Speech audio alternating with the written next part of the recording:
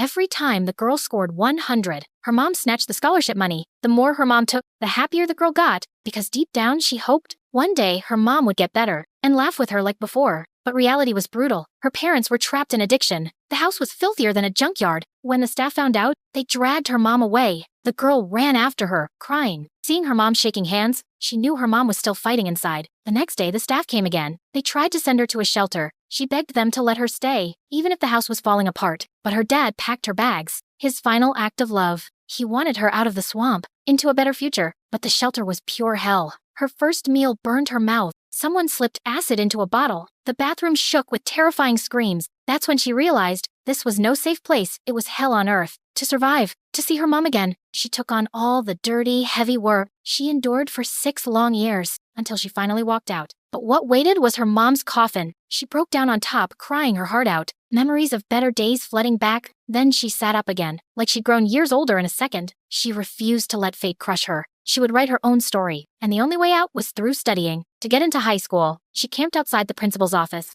7 days without food or water. Finally, the principal gave in. She revealed her painful past and her fire to fight back. The principal asked, "Why now?" She said, "Because my mom died yesterday. I finally woke up from the fantasy, dreaming they'd get better, dreaming they'd take care of me. Now I'm awake, and I believe with my brains, I can beat the odds." The principal looked at her and said, "Today, you honor this school. One day, may this school be proud of you." After enrolling, she visited her dad, told him not to worry, and gave him her last bit of money. She told him, "I love you." Her dad was stunned. He thought she'd hate him forever, but she remembered the good times, memories that never fade. They hugged, both in tears. Stay in school. I blew this, but you can do this.